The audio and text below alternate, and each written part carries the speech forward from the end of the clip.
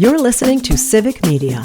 You can tune into any of our live shows on any radio station across the state with the Civic Media app. Find us in your phone's app store and listen anytime, anywhere. This is your WXCO Daily News Roundup for Bull Falls Radio, 98.9 FM and 1230 AM in Wausau. For WXCO News, I'm Melissa Kay. After a contentious spring election, the state Supreme Court now has a new justice. Shali Pittman reports. Welcome to the Wisconsin Supreme Court, Justice Susan Crawford. Let's get you sworn in because we got a lot of work to do. It's official. Susan Crawford is now a justice on the Wisconsin Supreme Court. Crawford was sworn in last Friday at the state capitol. Friday's ceremony included remarks from past colleagues, including Judge Everett Mitchell and former Governor Jim Doyle, under whom Crawford served as chief legal counsel. Now Justice Crawford's swearing in begins her 10-year term on the court, and as she addressed the Capitol Rotunda on Friday, she gave a primer on challenging issues before the state Supreme Court. Her conclusion: From the beginning, this court has stepped up in the moments that matter most. It has taken seriously its duty to interpret our Constitution and protect the rule of law, even when the issues were politically charged, deeply divisive, or hard to untangle. Crawford was sworn in by Chief Justice Jill Karofsky. She's taken the seat left by outgoing Justice Ann Walsh-Bradley, who had her own celebration at the Capitol in June. Crawford's win in April over former Attorney General Brad Schimmel bolstered the court's liberal majority. The race was a repeat of 2023. It smashed spending records for any state Supreme Court race across the nation. Last week, new FEC filings showed that Elon Musk's PAC spent $27 million on petition incentives during the time of the spring election. Musk promised cash and million-dollar prizes to voters who opposed partisan judges. The effort has sparked lawsuits. For Civic Media News, I'm Shali Pittman. Wisconsin wildfires may be smaller than the ones in Canada and the western U.S., but as Parker Olson reports, they pose a different challenge here than in seasons past. This year, 971 fires have burned over 2,500 acres in Wisconsin. In the last 2 years, we've definitely seen some earlier fire seasons, so longer duration fire seasons. Typically, it's been kind of that March, April is kind of our peak, but we're seeing earlier peaks to our fire season over the last couple of years. So definitely earlier snow-free conditions across the state, and we're having fires, statewide. In the 8 years from 2015 to 2023, there were a total of 33 fires in the months of January and February. This year and last year, there were 200 in those months. Weather is the primary factor on how many fires may occur in a year. Snow plays a key role in the changes to Wisconsin wildfires. Civic Media meteorologist Brittany Merlot says years that are supposed to be colder and snowier aren't delivering the snow and temperatures that allow nature to defend against fires.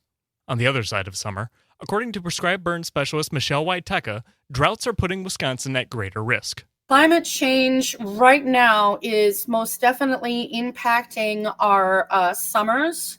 We are dealing with more long-term drought. That guarantee of, no wildfires occurring during this time because it is literally the vegetation is too flushed with moisture, that is not something that we can hang our hat on anymore. With both ends of fire season extending, it's easier to accidentally start a fire.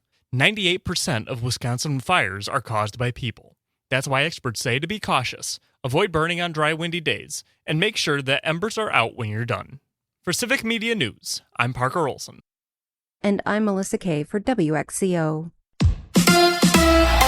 The Brewers take on the Braves. Hi, I'm Mike Clemens with sports. Baseball tonight in Atlanta, where the Brewers face the Braves. Quinn Priester on the mound for Milwaukee against the Braves. Eric Fetty. The Brewers had to place Jacob Mizorowski on the 15-day IL over the weekend. The Miz still dealing with a severely bruised shin bone after getting hit with a ball during the Cubs game last week. The crew brought up Logan Henderson to start in their 14-3 win over the Nationals to complete a sweep. Outfielder Sal Frelick dealing with a knee injury, Pat Murphy revealed over the weekend. It's part of his meniscus. He's had surgery on it back in 19, and the doctors will have to tell you what they think.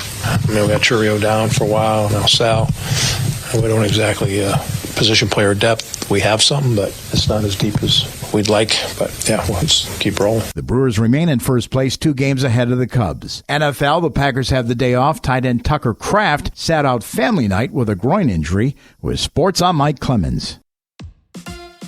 On your entertainment beat, I'm Pete Schwaba. Stephen Colbert has a few months left as host of The Late Show after the announcement he was let go by Paramount a couple weeks ago. Last week, former Democratic presidential nominee Kamala Harris appeared on the show and was asked by the host who the leader of the Democratic Party is. When she didn't answer to his liking, Colbert held her feet to the fire, and she finally said there are a lot of leaders. Sigh. Hard to believe the party is struggling. Harris was on the show to promote her book, 107 Days, which chronicles her whirlwind run for the presidency in 2024. And just like that, there will be no more Sex and the City, according to Variety. After 6 seasons of the original, 2 feature films, and 3 seasons of And Just Like That, series creator Michael Patrick King says the franchise is finally kaput for the time being. Sarah Jessica Parker paid tribute to her character, Carrie Bradshaw, with a montage on Instagram. The franchise finale will air August 15th on Max, or whatever it's called now. Pamela Anderson has been married 5 times. Once to Tommy Lee, once to Robbie Ritchie, also known as Kid Rock, twice to a professional poker player, and only 1 time to some guy named Dan. She must love marriage. One of the few men she did not marry was former Superman actor Dean Cain. Last week, Cain said he and Anderson's relationship fizzled for one reason. I know what you're thinking. It's because she was too busy getting married to other men. But no. But Cain says that's not why.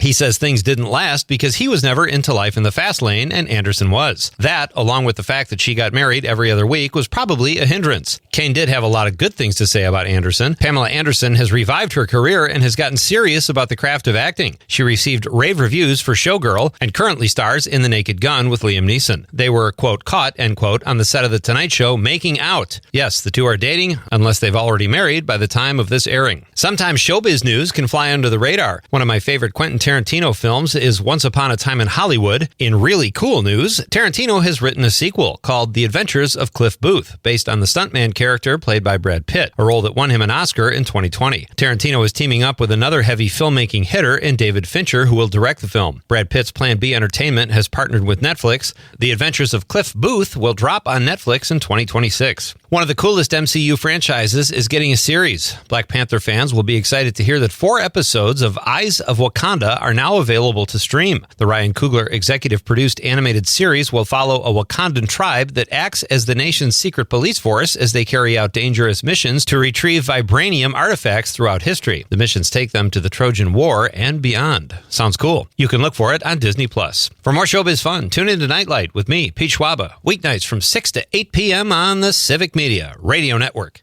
We are going to have more of that wildfire smoke from Canada today, otherwise mostly sunny with a high temperature generally in the upper 70s to low 80s here through the day today. Tonight, partly cloudy, will drop to the upper 50s to low 60s. Tomorrow, mostly sunny with a high in the low to mid 80s. I'm meteorologist Sean Cable. Temperature now 56.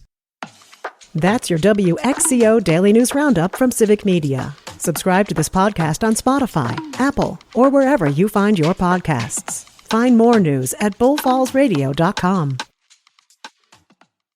The national news cycle never stops, but it can be hard to find news about your local community. Civic Media is dedicated to providing quality local and state news coverage across Wisconsin. With the Civic Media app, you can get notifications about local stories that matter to you and your community. Find the free Civic Media app in your phone's app store and choose notifications from the menu to tell us what kind of news you want to hear about.